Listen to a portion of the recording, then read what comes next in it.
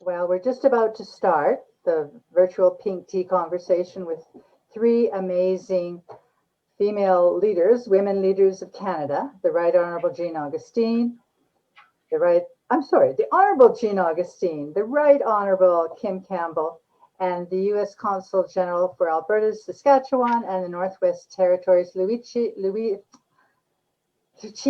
Piazza. My apologies, I don't know why I'm doing that, but we're now going to enjoy a wonderful song by a famous five singer-songwriter, Carolyn Harley. It's called Brand New Mile, and we'll see you in just a moment again.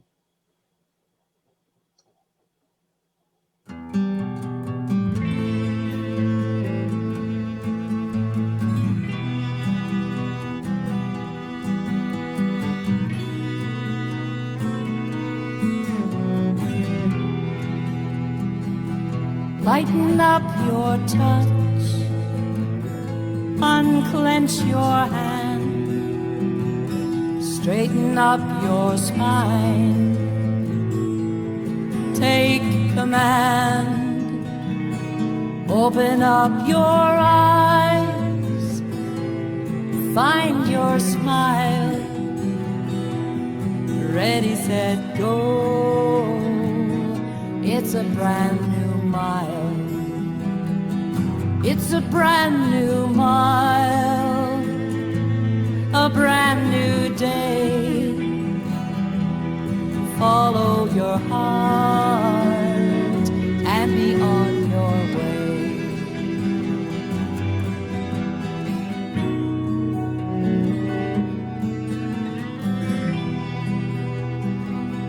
Pull your shoulders back, lift your chin, take a breath, time to begin. Hold your head up high, feel the power flow. It's a brand new mile, ready, set, go. It's a brand new mile, a brand new day. Follow your heart and be on your way.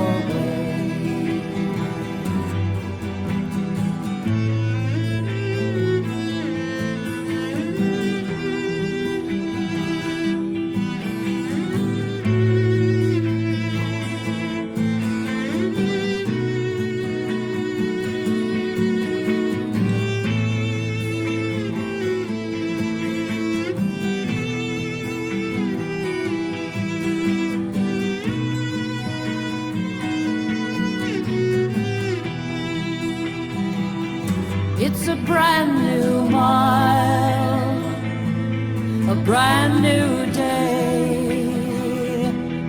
Follow your heart and be on your way.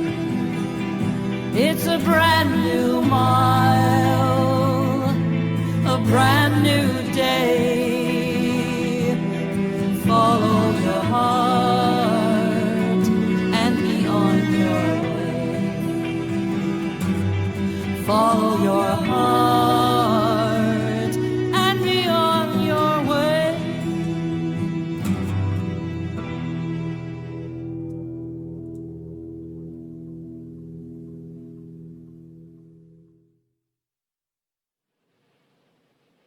Thanks to Carolyn Harley. Yes, beautiful, beautiful. It's a brand new song. But she's also written two songs about the famous five. And so I encourage you to visit Carolyn Harley Music and enjoy more of this remarkable leader, because leadership comes in a variety of forms and music is one. And you'll hear a young leader at the end of this program, Kaiya, 14 years old, telling us to speak out, her original song. So bienvenue, welcome. This is our largest virtual pink tea. Over 500 of you are gathering to pay tribute and to learn from three remarkable leaders, from the Right Honorable Kim Campbell, the Honorable Jean Augustine, and the US Consul General to Alberta, Saskatchewan, and the Northwest Territories, Lucia Piazza. And we're going to be led with a cultural legend, Michelle Stanners. My name is Frances, and I'm the lucky person who got to co-found the Famous Five Foundation 25 years ago. And I'm now serving as the chair of the board with a wonderful team. And on behalf of them, and particularly our director of events, Prita Kalar, welcome, welcome. We're going to chat about women and women's leadership. And I'm sure, like me, you think the time has come for almost every woman to see herself as a leader and to act as a leader. KPMG has reported in one of their studies that 60% of us don't see ourselves as leaders, but we are. And what it takes is a role model to move us forward to say, yes, I can do that too. And what fabulous role models we have with us today. And over the years, we've had other role models who've cared for our land. So this is our land acknowledgement in gratitude of the women, the girls, the men, the boys who have cared for our land and who now share it with us, regardless of our race, our creed, our weight, our bank account. We're all needed to build Canada. And our thanks very much to the Indigenous and the Métis leaders in the past who have guarded our land, Canada, who've cared for our land, Canada. When we were starting the Famous Five Foundation 25 years ago, we wanted to make Canadians and others aware that women too had contributed to the building of Canada. And certainly the Democratic Champions of Canada, the Famous Five, led the way. And so we focused on them through the two monuments, one in Ottawa, one in Calgary, through a curriculum guide, through also a desire to have women show up in other ways, such as on our money. And so we were honored in 2004 to have the first identifiable woman or women on our currency. And how wonderful to see Viola Desmond on our $10 bill. But you know, it raises the question, why aren't there more women on our currency? Why isn't all of the currency featuring women for once? Anyway, just something to think about. So while we had these dreams, we needed to attract others to come and help us. And we were very lucky and are very grateful to all of you who have helped us through the 25 years. We also needed sponsors. And for the last 20 years, Enbridge has been our sponsor. And we are most grateful for them for having sponsored our Enbridge leadership lunches in Calgary, in Ottawa, Sarnia, Fort McMurray, and Edmonton. Today, to bring messages from Enbridge is the Chief Sustainable Officer and the VP for US External Affairs, Pete Sheffield. Now, Pete has a very impressive professional resume, but one of the things he's noted for is encouraging, supporting women as leaders. And so Pete is going to bring a message from Enbridge to us and introduce our four remarkable women leaders today. And I'll join you a little bit later in the program. So our thanks to Enbridge for their support. And Pete, over to you.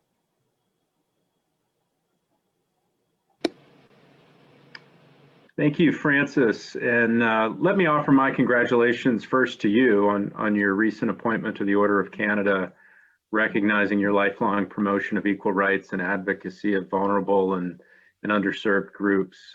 It's a real honor for me to be here today on behalf of Enbridge. For the past 20 years, we've been a proud supporter of the Famous Five Foundation. And Breaking Barriers, Making History is certainly an appropriate title for today's conversation. On the heels of this week's inauguration of President Joe Biden and Vice President Kamala Harris in the United States, we're gathered virtually today to celebrate diversity and inclusion. At Enbridge, we believe that by creating a more diverse and inclusive workforce, we can find better solutions that will turn today's energy and environmental challenges into opportunities. In late 2020, we added inclusion as a core value at Enbridge, complementing our existing values of safety, integrity, and respect. We continue to increase female representation at senior levels across the company, and today 36% of our board of directors are women, and 31% of all leadership roles are held by women.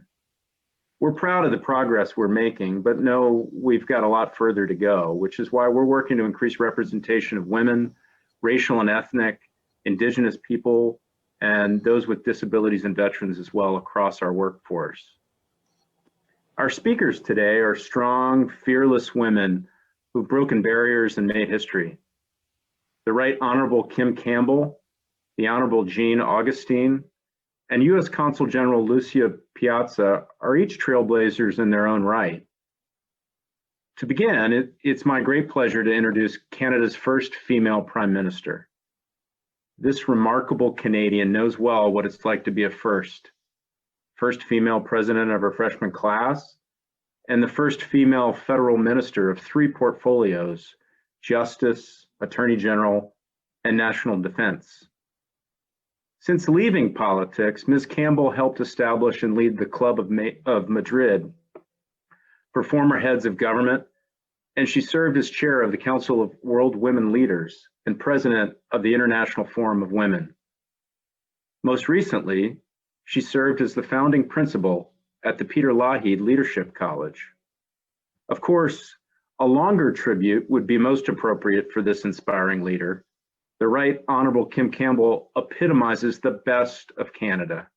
And thankfully for all of us, she remains a hopeful and optimistic voice throughout the world.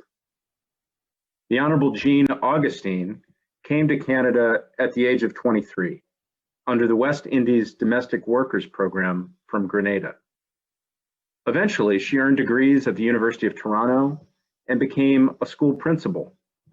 After years of advising political leaders, Jean Augustine made history in 1993 as the first African Canadian woman elected to Canada's House of Commons as the Member of Parliament from the constituency of Etobicoke Lakeshore. She served with distinction, winning 4 consecutive elections and ultimately serving as the minister responsible for multiculturalism and the status of women. Since leaving politics, Ms. Augustine has served on several major boards and established the Jean Augustine Center for Young Women's Empowerment in Toronto. Thank you, Ms. Augustine, first for coming to Canada and for your many contributions over the years. Our third speaker is Lucia Piazza, the US Consul General to Alberta, Saskatchewan, and the Northwest Territories. A career diplomat, Ms. Piazza has also served in postings throughout Africa and Asia. She holds degrees in national security strategy from the National War College, National Defense University, and from the University of New Hampshire. Ms. Piazza has received recognition for her actions during the 2012 attack on the embassy in Tunis, and in 2017 for her leadership of the State Department's response to Hurricanes Irma, Jose, and Maria, when she and her team oversaw the evacuation and repatriation of over 3,000 US citizens. Unfortunately for us, her term as our Consul General is slated to end later this year. Lastly, I'd like to introduce Michelle Stanners. Michelle has over 30 years of experience developing the arts and cultural landscape of Canada. A graduate of Harvard, this accomplished pianist provides strategic advice to leaders across Canada and serves on a number of boards, including the Calgary chapter of the International Women's Forum. It's now my pleasure to hand it over to Michelle so we can recognize this historic inauguration of Vice President Kamala Harris and celebrate together women's leadership. Michelle? Thank you, Pete. And as Francis mentioned, Enbridge's support has been instrumental in the success of the famous 5 Fridays, the virtual pink tea conversations. From wherever we're sitting, let's put our hands together to thank Enbridge and look forward to their continued support. Bonjour, chers amis. Nos invités nous arrivent. Welcome, everyone. Our guests have been teleported to the stage. Thank you for joining us. Today, we have a conversation with three extraordinary women leaders, a triumvirate of barrier breakers. Kim, Jean, Lucia. It's all right if we use first names? Yes. Absolutely. Thank you. 2 days ago, we witnessed the inauguration of the first female vice president of the United States, Senator Kamala Harris. Could we start with a lightning round? One word that describes how each of you felt as you watched this unfold on the world stage. And Lucia, you're our American representative. I'm going to start with you. Pride. Pride. All right, let's go to Jean. Exhilarating. And Kim. Well, Jean just stole my word. Exhilarated / relieved. Thank you. All right. So Kim, we'll go with exhilarated. 28 years ago, you made history here in Canada. We've heard of the many firsts, but when you became our first female prime minister, there must be moments when it feels like yesterday. Would you share with us how you prepared yourself for that first day in office? What was it like? And the unique challenges that you faced as a woman? Well, in terms of preparing myself for that first day in office, I don't know whether there was a particular preparation. It was all part of a continuum. The leadership happened, then one had to get ready to make the transfer. I think 12 days later, I was sworn in. We swore into the cabinet, and then you just get down to work. As President Biden says, you know, now you're it. You have to get to work. But I think there's a couple of things I would say. First of all, it was incredibly moving to me when I saw how much having a woman prime minister meant to so many people, and not just women. I remember one of my male supporters with tears running down his face saying, "This is for my daughter." And to be the instrument of that changing sense of possibilities for women, for men, was just an incredible honor and a wonderful thing. I knew that given the timing, that the chances of my having a long term were probably pretty small, but I savored every moment of it, and it was a wonderful, wonderful feeling and an honor, as I say, to be the instrument of a new reality in Canada. Would you comment briefly on if the challenges maybe that you faced just from being a woman? Well, you know, nobody who looked or sounded like me had ever done that job before. And that's the thing that you run up against, all of us who have done first, that we have to break through people's expectation of who gets to do that job based on the landscape that they've grown up with, what they're used to. And I might say that probably the hardest nut to crack, if I can use that expression, was the Ottawa Press Gallery, because they think they own the political process. And you show up, and I remember one reporter curled his lip and said to me, "I've known every prime minister since Lester Pearson." And the implication was, "And you're no Lester Pearson." And no, I wasn't. I was Kim Campbell. I didn't look or sound like anybody else who'd done that. But when I finally asked, one of my people kept talking about me as a rookie, and I finally asked an assistant to check and see what the cabinet experience was of the 18 men who had preceded me. And of the 18 men who preceded me, only 8 had more cabinet experience than I had. So trying to establish the fact that I belonged and that I wasn't an aberration. That was one of the most difficult things, because when you don't look or sound like the previous incumbents, a lot of people find it hard to accept you. Thank you. I'm going to go to Jean, because Kim just spoke about her challenges as a woman. You had an additional challenge, being a woman of color, and that's one that is shared with Vice President Harris. Can you tell us, maybe why you decided to run, but how did you meet that challenge? And if being a woman of color may also have been an opportunity? I think being a Black woman and recognizing the fact that I'm a Black woman, entering into an arena where there were no Black women who had been there, I could not find any breadcrumbs to follow. I had to begin to make my way through the process. Unlike Kim, I was not in Parliament prior to that. So all the issues around procedures and how one conducts oneself, etc., etc. I had to make it up as I go along. At the same time, I realized that I was in an arena where all the stuff, that the disadvantages that are attached to women, the negatives, the fact that here I was, I think the whole of Canada, Black folks in Canada thought that they had elected me and sent me to Ottawa. And so one of the very early letters, and it's a joke I tell all the time, we share with staff, I had a letter from BC, the first pile of letters that were open. And here I am from Toronto. And this letter was from someone in a prison in British Columbia, a Black man. And he says, now that you're elected, get me out of here. So there was expectation. And that expectation came as a result of the fact that I was the first Black woman to be elected to the Parliament of Canada. Thank you. And quickly, you had a long career. By the way, you've just, Jean has just been awarded the Maclean's Lifetime Achievement Award. You had a long and successful career in education and community service. Why did you decide to run in 1993?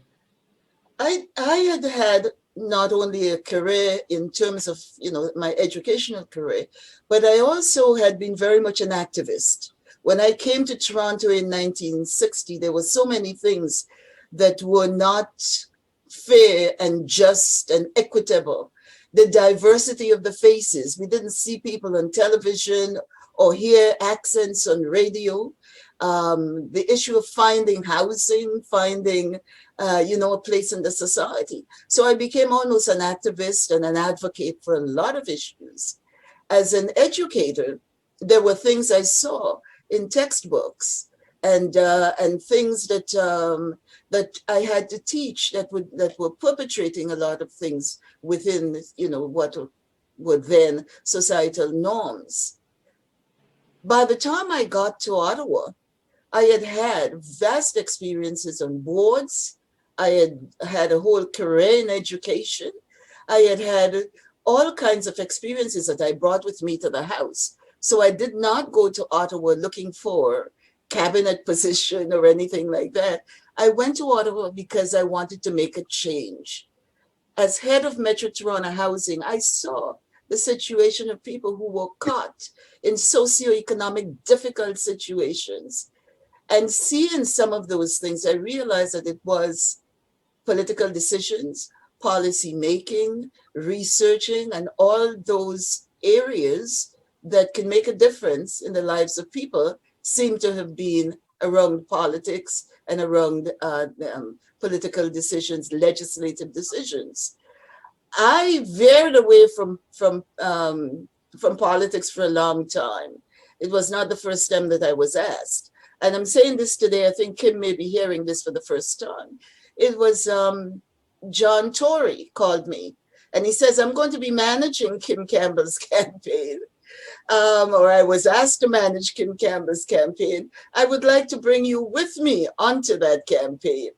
And of course, no. I am not a politician. I'm not into politics. I can help with research. I can help with whatever, but not frontline, because the way the media treated women, the way the public saw politicians as corrupt and dishonest and whatnot, I felt that was not me. And so when I made the decision, it was because the question came back, if not you, then who? You had all of these experiences. You've been advocating for all of this. Why not you? And so when I put my name forward, or when I did say yes, then it was an easy decision after to really work the constituency to make sure that I was a winning candidate. And unfortunately, I had to make the decision to run against the male candidate who was there, who was someone I loved and respected. But I said to him, like Muhammad Ali said, I like you very much, but I'm going to whoop you. and I did. I really won big and found myself as the member of Parliament, and the first African Canadian woman to be elected to the Parliament of Canada. Thank you. Thank you. We have a question from the audience. Lucia, for you. How do you see US relations changing with the new Biden administration? Well, that's a great question. And I think we're already starting to see elements of it. President Biden made very clear in his campaign that he was going to be focused on climate change and other priorities. So we're starting to see elements of that. But what I'm most proud of, I think, when I look at the incoming Biden administration, is, we've talked about diversity for such a long time, and we've seen women in positions, but it's that inclusion piece that's been missing, right? So, diversity is being invited to the party, and inclusion is being asked to dance. And President Biden is asking women to dance. He is bringing people in and having them in positions, not the least of which, of course, is Vice President Harris. And I think her being in that role sends a very powerful message to young women. As Vice President Harris said herself shortly after the election, she said, "I might be the first woman in office, but I'm not going to be the last, because every little girl watching tonight is going to see that this is a country of possibilities."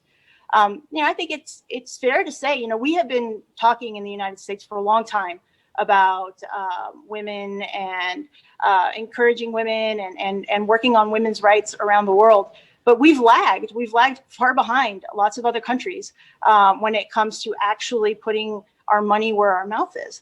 That Margaret Thatcher in the 80s, and Indira Gandhi, all these women, Kim, these women who have been in these positions of power, and it's just an incredible feeling as someone who's been in government now for 20 years to see a woman, and not just a woman of African and South Asian and Jamaican heritage. I couldn't be more proud. That's why when you asked earlier, what are you feeling right now? All I feel is pride. I have a question for you as well, Lucia. We've gotten to know each other over the last 3 years. You've had an enviable career in foreign service, and Calgary will miss you, but you're going back to Washington for a great posting there to help the new administration.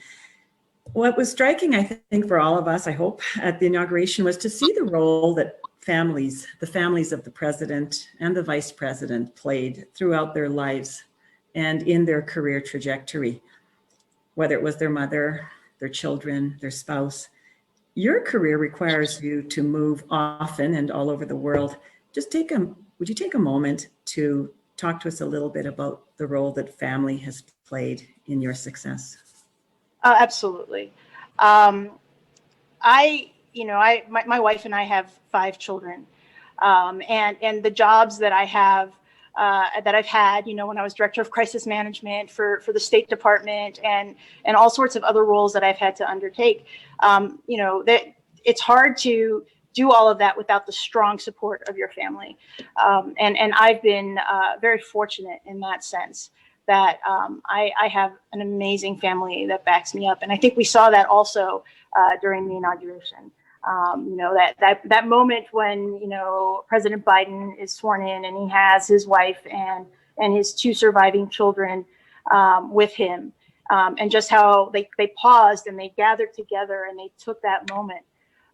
Leadership as a woman, I think can be particularly challenging, because there are still societal expectations of us as women in the workplace, and I don't think we can underestimate the power of the support of women. Vice President Harris, I love that we have a second gentleman now, and I don't know if you follow him on Twitter, but the second gentleman just he said about I'm following in the footsteps of so many wonderful women who have used this position to make a difference, and he's acknowledged that, and he has been a tremendous supporter of Vice President Harris. So of course, that's probably part of why she's there now, is because she's got this tremendous support. So for me personally, yeah, it's been absolutely critical. But I think we saw it, live in action just this Wednesday. Thank you. You touched on inclusivity, and a bit on the women's way of leadership. The I call it the goddess governance way to go. Kim, you have led innumerable now organizations as a woman. What do you think that women bring that's special? What's our superpower when it comes to leading in politics and in these major world organizations? Well, I think perhaps the greatest strength that women have is that they're not all that powerful. So they don't have the sense of privilege that allows them to overlook what's around them.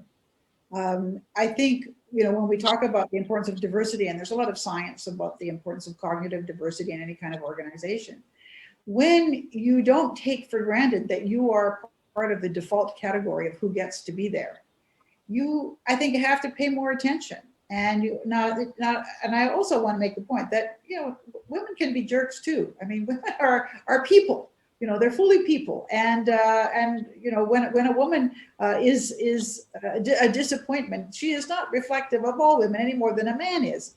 So we haven't given up on men, because we may have been disappointed with an incumbent of a certain office. But I think not being able to take for granted that you're right to be there, recognizing that even if you're surrounded by people who are supportive, there are others who question your right to be there because you don't match their expectation of who gets to do that job. I think that leads you often to be more collaborative. And it's interesting, if we become collaborative and interactive leaders because we can't get away with being command and control and bossy, it turns out that the collaborative style of leadership is actually much more effective. And that it often has better results. And of course, when men are trained to do it, they get a lot of credit for it. When women do it, it's just people just assume that that's who you are.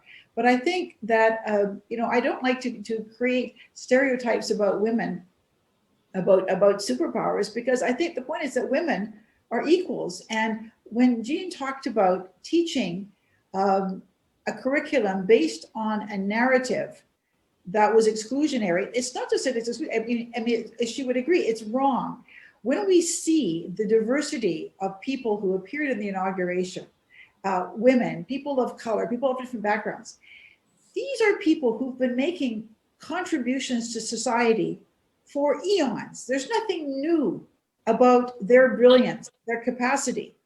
What is new, if anything, is our willingness to look and see them and change the narrative of who we are as a society and who are the people who make a difference. And for me, my concern to open up the narrative to recognize women who've done it, women who've made foundational contributions to math and physics and astronomy, and you never heard of them because if people don't think you belong, you fall off the radar screen, but it doesn't mean you weren't there. For me, my passion about women has opened a portal to other things. I am much more, I think, open and understanding and knowledgeable about racial bias, about other forms of bias than I was when I was a young woman. Because there are certain ways in which you just have this privilege, you don't have to question it. So even women can have those blind spots based on where they are in society. But I think one of the greatest things that can happen is when you realize, it's distressing when you realize that the narrative that you have learned about your society is wrong, but it's exhilarating when you can open up your understanding and discover the merit, the value, the incredible resource of people who are so different, and the importance of tapping into their skills and humanity and capacities to make your society better. So that's a long answer to a short question. And this is what is happening in the urgency of now, in this reflective time, when we begin to look around and say, who are our neighbors? Who are the people who are making a difference? How can we include them? And how could we look, and corporate bodies are now looking at their boardrooms and their managerial and promotional structures.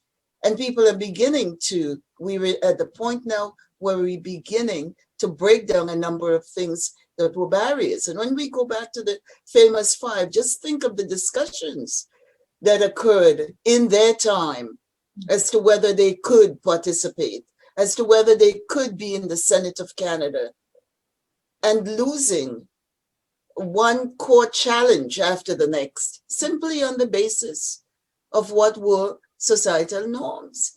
And I think that we're at the point now where we're stripping all of this. We're beginning to look at who we are, who are our allies, who are our neighbors, the discussion around, and we're beginning to not nuance, but we're beginning to name systemic racism, those things that have happened in the society that perpetuate prejudice and perpetuate distinctions between and among people. And I think that this is important at this point in time, that we ensure that that we take the opportunity to for this discussion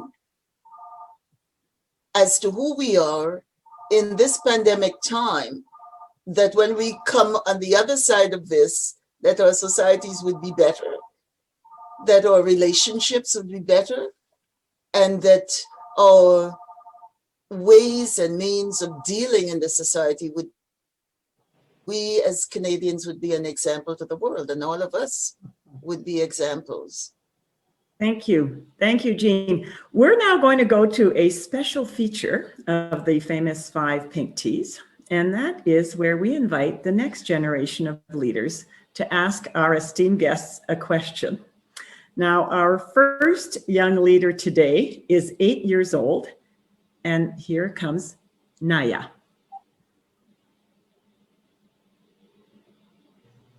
Hi, my name is Naya. I am in grade 3 and I'm 8 years old and I go to Buffalo Rubbing Stone School. And I have a question for you. Sometimes I get scared. How do you get over being scared? Thank you for answering my question.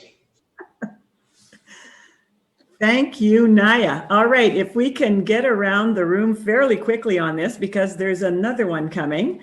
Why don't I start with you, Kim? How do you overcome fears? We all get scared sometimes, and sometimes if you're not scared, you're not taking enough risks. But, you know, just know that you can do it. Just know that, you know, being scared doesn't get you anywhere. You have to overcome that. So we all get scared. So don't worry about that. That's natural. Jean? Someone said to me a long, long time ago, Naya, when I talk about you know, being scared about certain things, I say, just get out there and take the risk. And just every person has butterflies in their stomach that come up at certain points in time. And all you have to say to your butterfly is, relax, relax, relax, fly in formation, butterflies. And I think about that, you know, each time when there is talk of being fearful, I keep saying, my butterflies have to fly in formation, not just fluttering all over. But I agree with Kim. We have to take risks. We have to go out there and do what needs to be done. And each person, as a human, each person has a fear or fears of some kind. Thank you, Lucia. How do you overcome your fears? Well, I think Naya asked a really brave question, actually, because a lot of people don't like to admit that they're afraid. So acknowledging that, I think, is a great thing, Naya. I have 2 ways of looking at this. One is how do you harness that energy? Because it is energy, right? Like I have butterflies right now on this call. I'm with these incredible women who have accomplished so much, and I've got butterflies. So how do I channel that and use it to focus and energize me?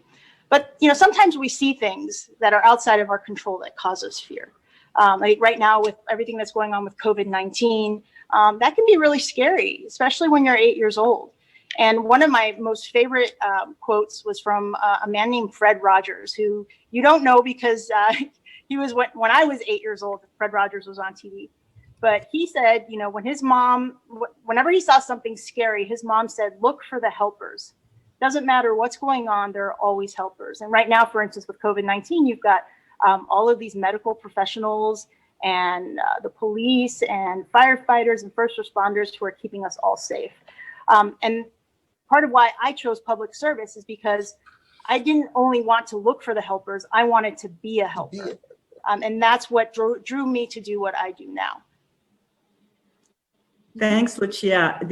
Just apropos facing fear, One of you has been quoted to say, just carry yourself with the confidence of a mediocre white man. I think that's the best advice. Poker face, we're not gonna rat on each other here.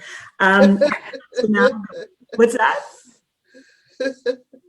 I will go now to our next young leader, our next emerging young leader. I think she'll probably introduce herself, and she has a question for all of you. Hi, my name is Madison. I'm 8 years old. I am in grade 3. I go to Hawkwood School. Why can't another woman be prime minister? Come to Canada. Bye. I think we have to go to Kim on that question. I think so. Another woman can be prime minister. If you will select her, she has to get elected as the leader of a party that can form a government. And since I was prime minister, there have been about, 12 or 13 changes of leadership in parties that could form a government. And not one of them has had a woman even on the last ballot. So, you want it, you have to ask for it and insist on it. And there's tons of women out there who would be fabulous as prime minister. So I'm hoping to live long enough to be there at the swearing in of number 2. Thank you. There is one question from the audience that just came through, who would like to hear the panelists speak to the common rhetoric of the glass ceiling.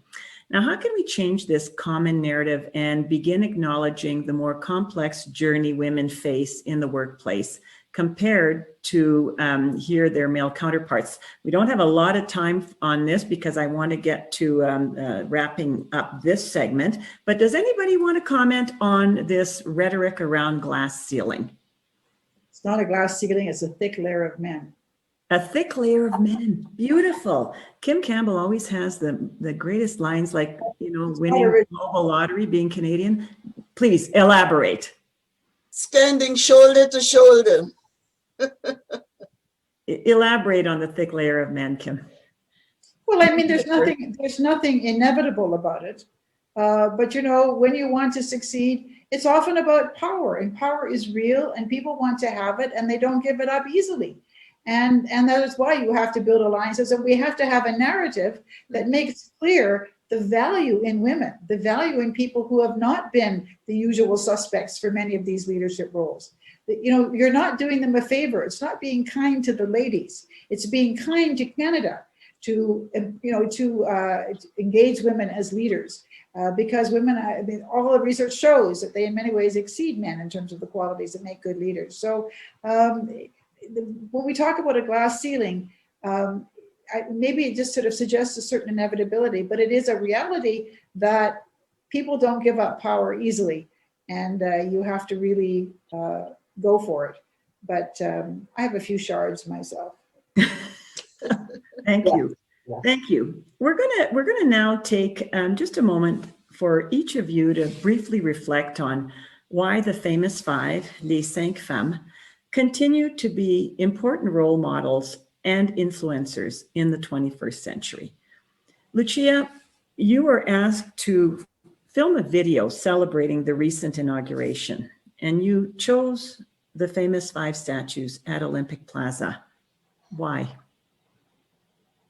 Because we wouldn't be here if it weren't for incredibly brave women like the famous 5 in Canada, like the suffragists, I can't even say the word right now, sorry, like the women in the United States in the early 1900s and the late 1800s who fought for the right to vote, who fought for the right to have women represented as a person. And the reason I chose that in particular, beyond the symbolism of women or people, is that not only that in the US right now, we have a woman of color. Talk about a double layer, a double barrier. So to me, it was incredibly symbolic and important to film that video there. Thank you. Jean, it's arguable that without you, the famous 5 statues would never have risen on Parliament Hill. Well, I think it starts a little earlier than that. It started with Frances and her team. Yes, but Frances does credit you a lot. So I want to hear from you. Why are the Famous Five so important to you? I was chair of Women's Caucus at the time when the discussion around the Famous Five came up. And I think I have to go back as an educator. There was nothing in the textbooks and the social studies programs that I was teaching that spoke about our indigenous peoples or spoke about the history of these women. So I didn't learn anything either through my own education or through the modules, the curriculum modules that I was teaching. And so I was really intrigued when I came upon the whole notion of these women who met at tea parties, who struggled, who lost, the first challenge, the second challenge. And I was also intrigued by the issue of the fact that our constitution was not in Canada at the time, and to make any appeal that they would have to go to Britain.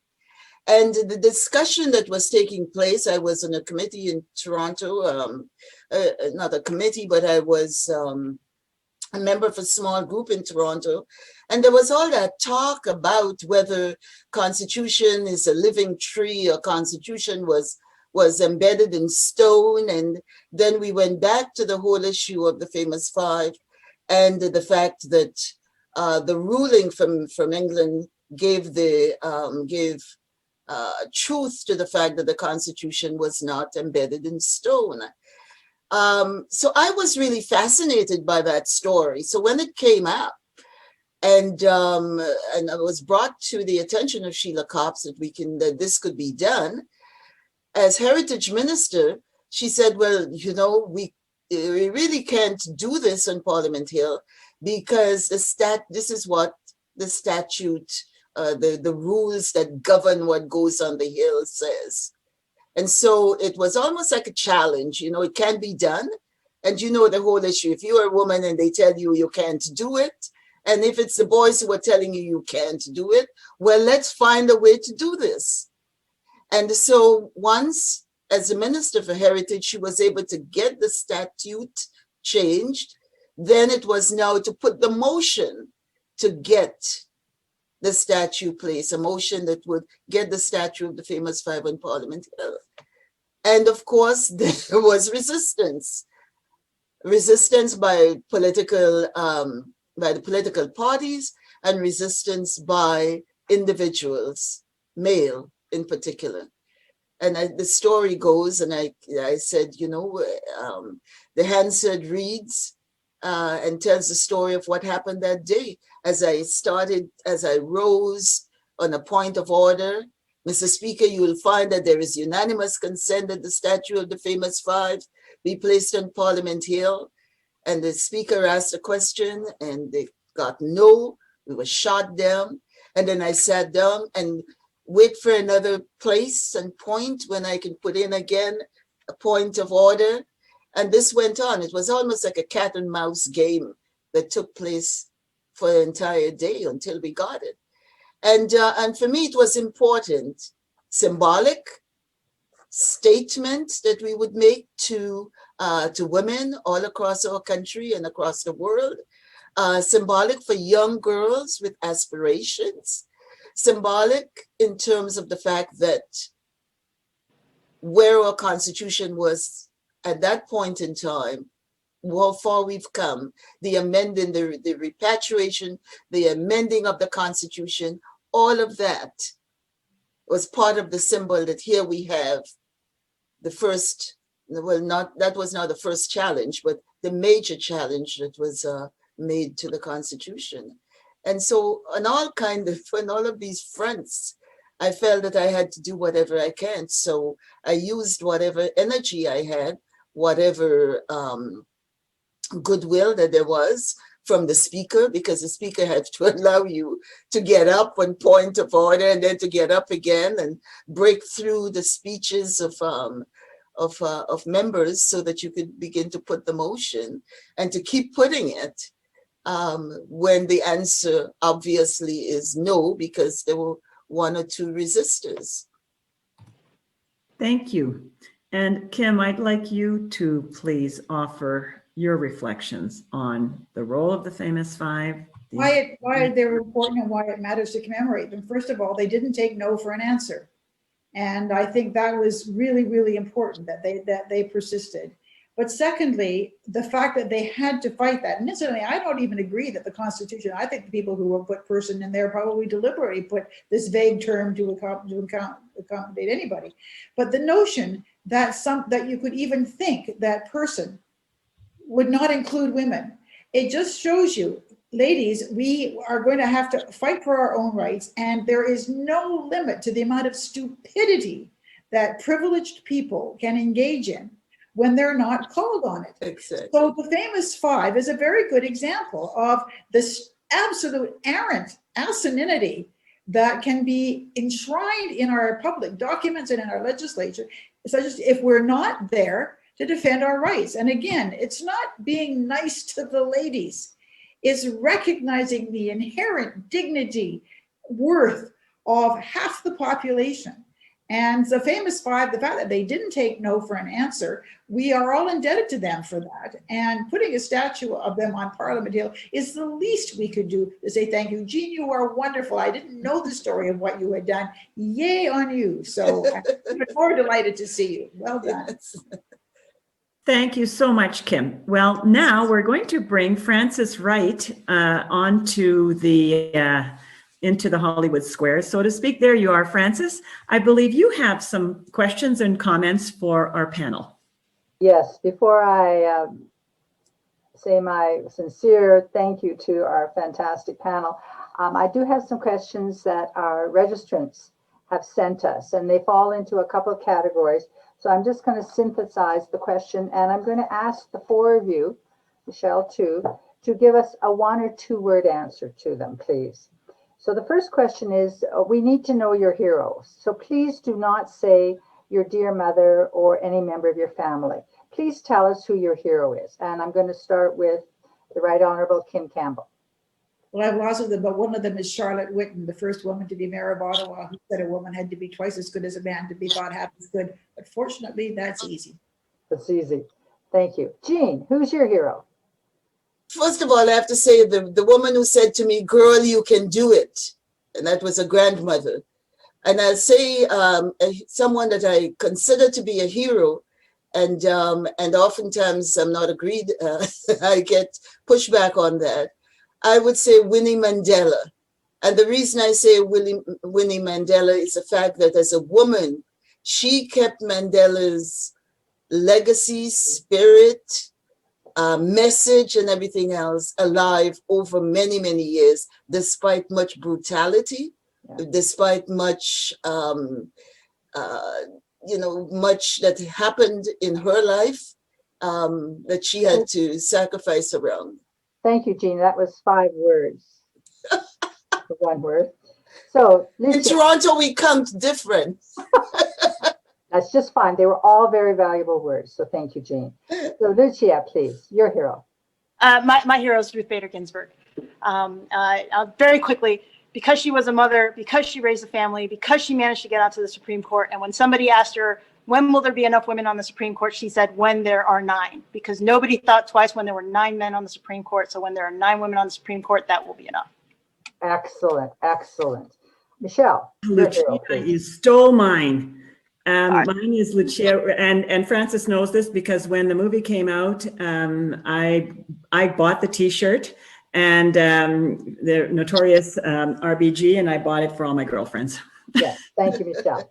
So the next question is, again, 1 word answer.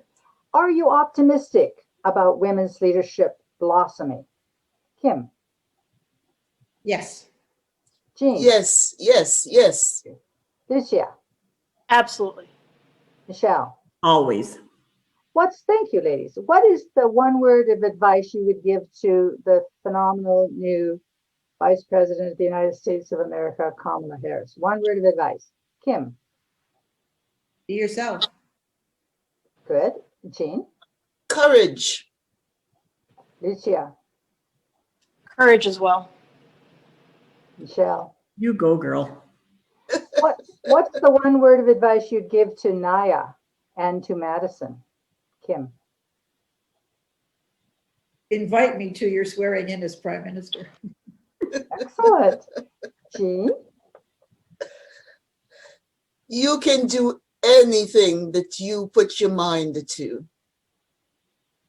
Lucia.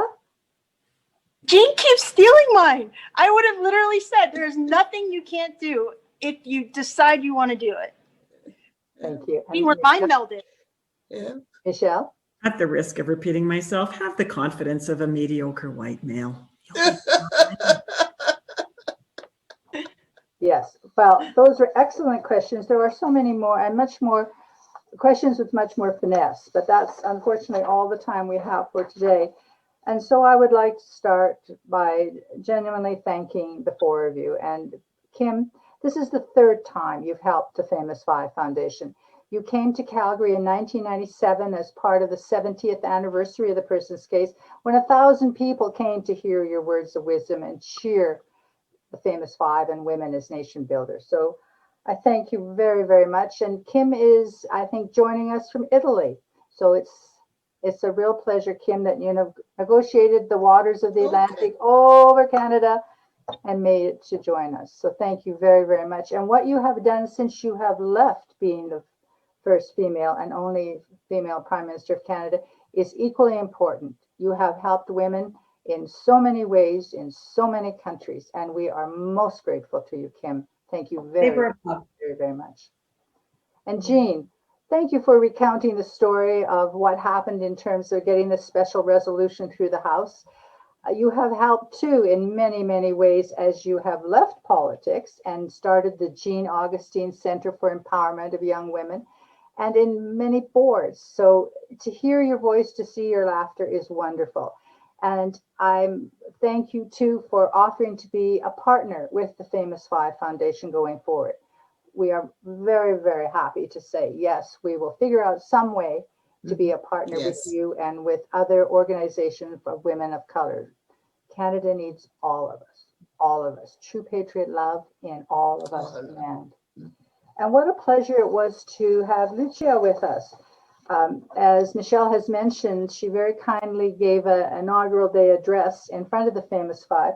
But the other thing that she did, which I'm not sure that a US consul of a different gender might have done, is she sent out inauguration day packages.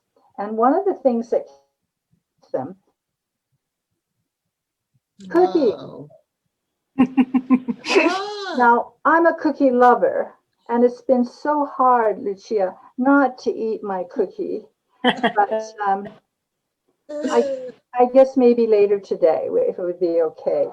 So, Lucia, thank you for all you have done, and you have too been a wonderful advocate for women through the Foreign Service and by your role here in Canada.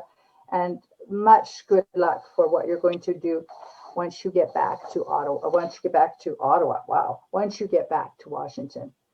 And of course, thanks to Michelle Stanners, my dear friend Michelle, who brought us all together today, and I think brought out the best in terms of advice and experience and style for the three female leaders that we have at the virtual Pink Tea today. And I'm particularly grateful to Michelle because today is her birthday. Wow. So happy birthday to you. Thank you. Happy birthday to you. Happy birthday, dear Michelle. Happy birthday to you.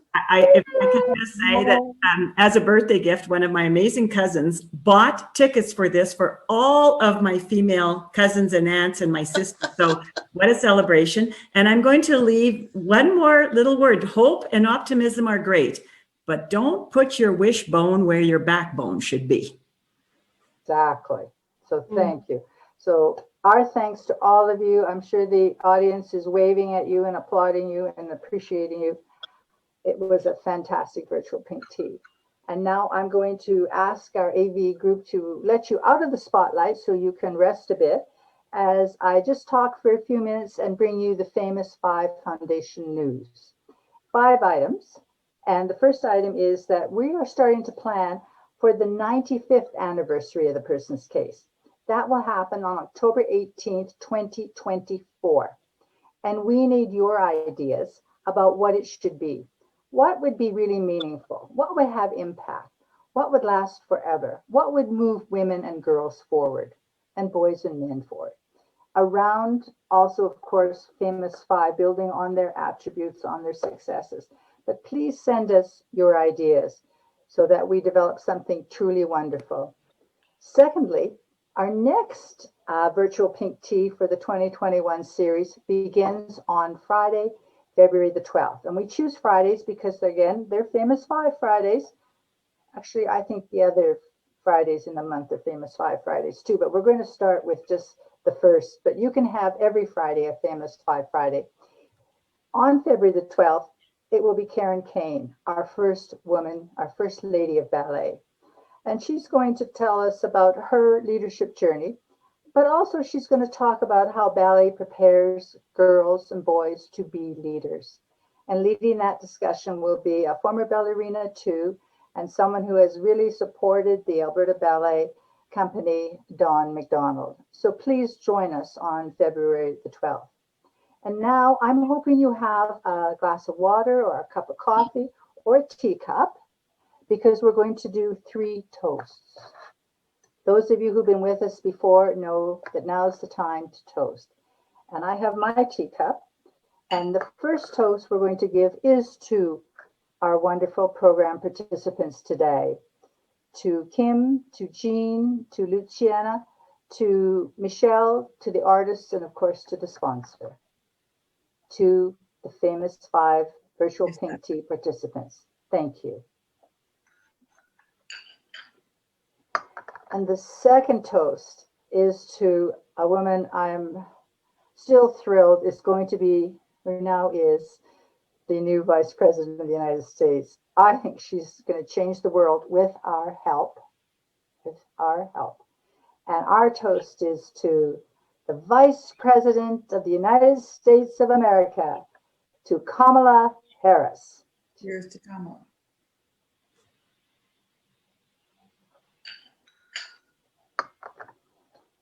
And the third toast is to each and every one of us, because each and every one of us is a leader.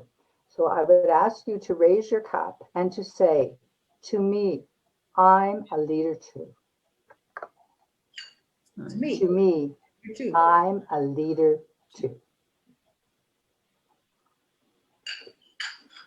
So this concludes the first virtual pink tea conversation of 2021, and we're thrilled that this has been the largest gathering, over 500 people from across Canada and in the United States. So thank you all for coming. I look forward to seeing you all February the 12th. And in just a moment, you will hear Kaiya singing her song, Speak Out, because it's time for each and every one of us to appreciate women's leadership and to be a woman leader. Merci. Miigwech, bye-bye. Thank you.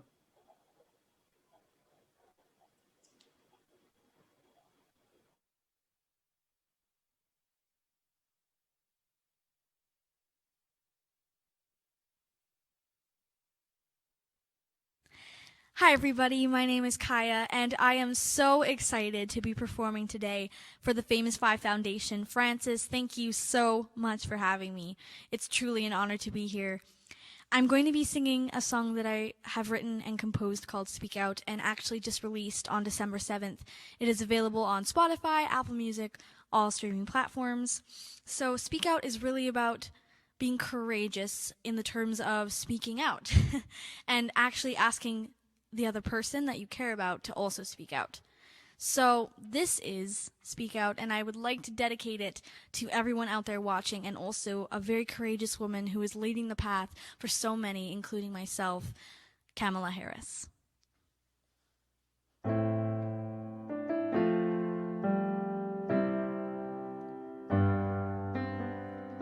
I wish I could be with you every second of every day, but that's not how it works around here.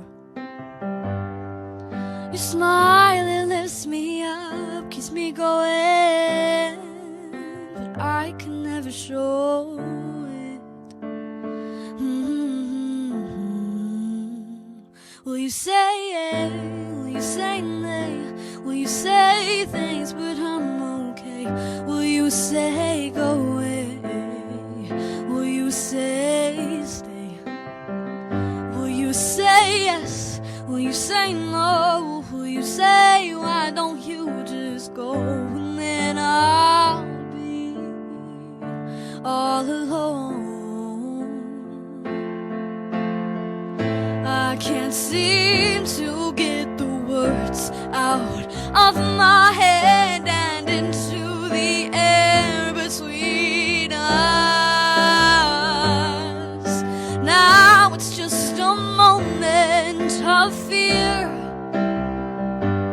and trust.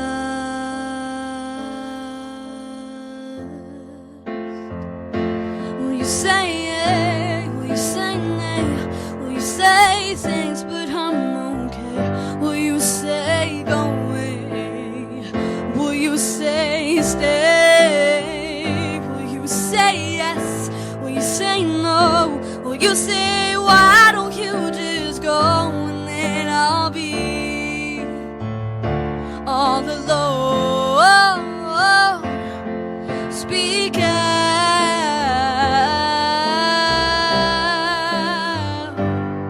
Speak out.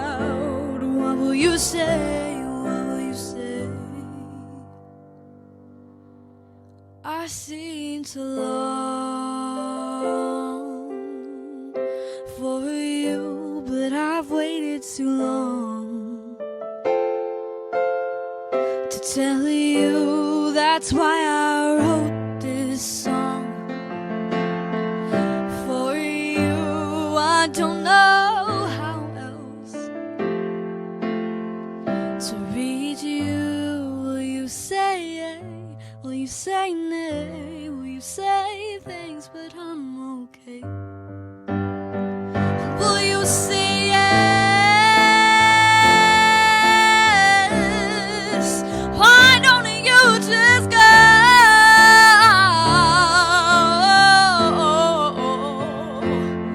Speak out, speak out, speak out.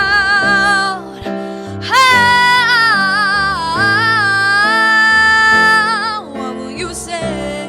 What will you say? Speak out,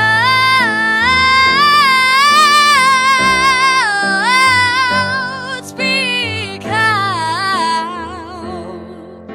Come on now. I wish I could be with you every second of every day.